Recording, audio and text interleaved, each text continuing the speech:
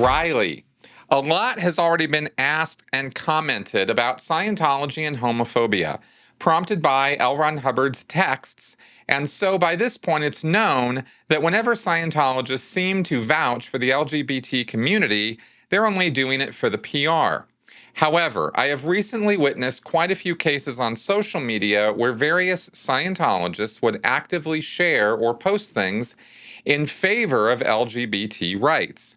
And I don't mean posts that reference the work of a Scientologist actor or something along those lines, but rather just choosing to share their seemingly personal opinions supporting LGBT.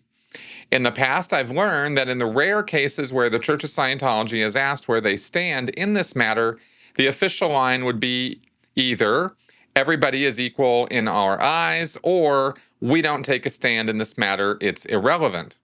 So then it seems that passively, yes, when a Scientologist is cornered with this issue, he or she would claim to be supportive, but what would you make of a Scientologist who actively chooses to express a supportive opinion? Is it at all possible that in recent years there's been a slight reform for the better with this issue?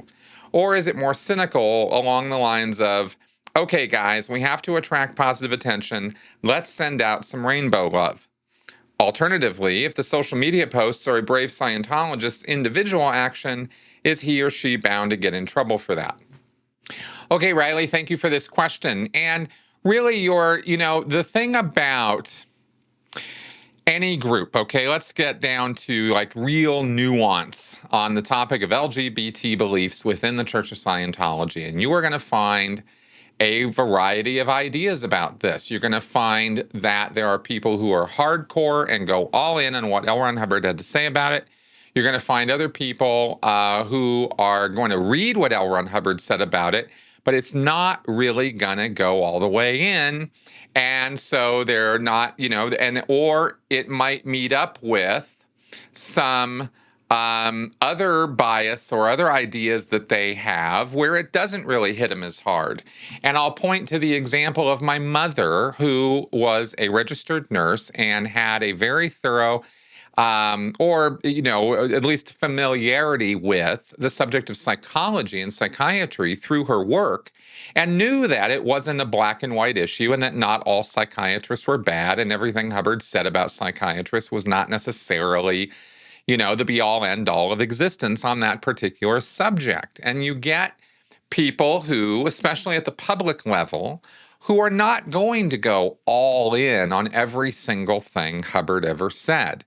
Paul Haggis is another example of a Scientologist, long-term public Scientologist, who had read those references in books about how Hubbard thought about the LGBT perversion, quote unquote, as he put it.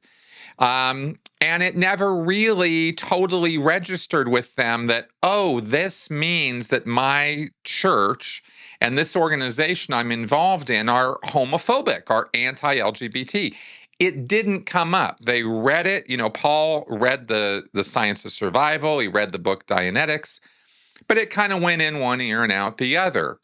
And that is kind of important because, of course, not everybody retains everything that they read. In fact, what I've read about that is that when on first reading of a book or any, text, you're going to remember about 15% of it. So if you really, really want to remember everything about something you've read, you got to read it about 7 or 8 times.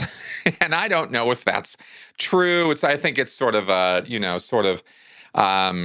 rule of thumb or, some sort of like estimate or something. I don't think it's really true that if anybody reads anything 7 or 8 times, they'll have a full 100% retention of it.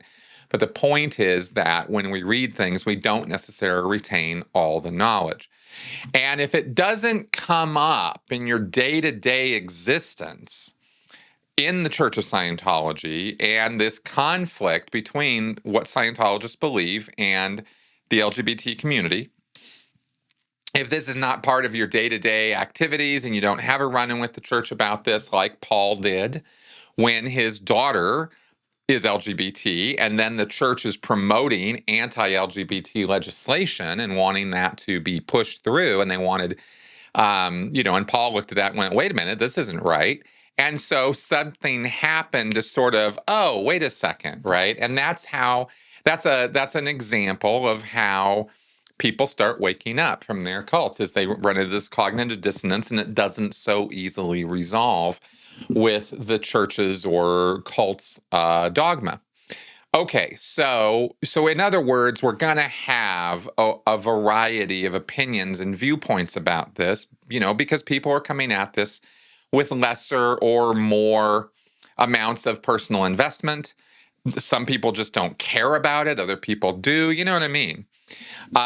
So that's going to happen. What I know for sure, for absolutely sure about this subject with Scientology is that at the lower levels, Scientology is all about inclusiveness and letting people in and trying to get new members. New people in Scientology are lower level Scientologists, people who have not yet achieved the state of clear or OT, tend to be more open and part of and in the world. Once you get to the confidential levels of Scientology, you start really pulling the flippers in and looking at the world in very different ways, because you're now indoctrinated into this idea of body thetans and how you have to exorcise them through the solo auditing processes of Scientology. And you start thinking about people in very, very different ways. Obviously, if you thought everybody around you was infested with space cooties, as we like to say, then you'd have a very different idea about what motivates people, why they act the way they do, why they have the problems they have, because you'd have a whole different take on it.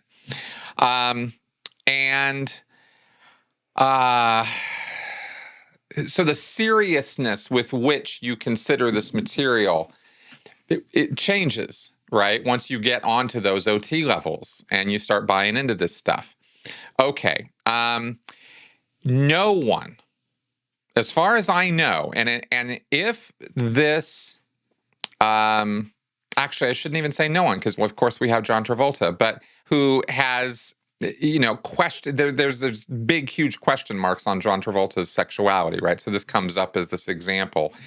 He's never really admitted to being bisexual, homosexual, but we have these weird pictures of him and stuff like that, and so people sort of infer that he is. And John Travolta has definitely gotten onto the OT levels, but we have this other piece of information, which is that the celebrities are always the exceptions to the rules, and so they get away with things that your regular run-of-the-mill Scientologist is not going to get away with, especially when you get up to somebody like a John Travolta or a Tom Cruise.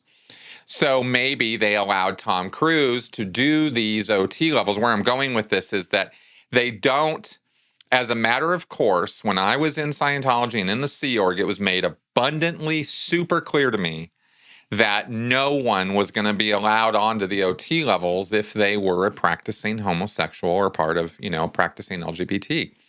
Just period. Just it wasn't going to happen. And the references on it were crystal clear. And we know how David Miscavige feels about the LGBT community. He uses the LGBT slurs and makes fun of people with that. And I'm quite sure that he's a bit homophobic. So from the very, very top, there is not the idea that the LGBT community is this wonderful place, and Hubbard's writings on it are pretty clear. So, do you have individual Scientologists who might be in the world, who might have friends who are LGBT, who might be like, hey, these are okay guys? Of course you could. Absolutely.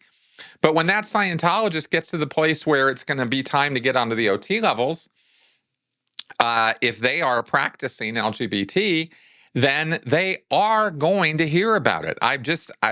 Every piece of information I have about this, every piece of experience I have with it, that's where it goes. So could you, have LGBT-friendly PR? Absolutely, definitely. Could you have Scientologists who don't really pay a whole lot of attention to that and, get along with and want human rights and buy into the whole human rights propaganda of Scientology and therefore support The LGBT community? Absolutely. So all of these things can and obviously are true at the same time. And with any group, you're going to have this variety of viewpoint and expression. So I guess that's my sort of take on this, is it really depends on who you're talking to.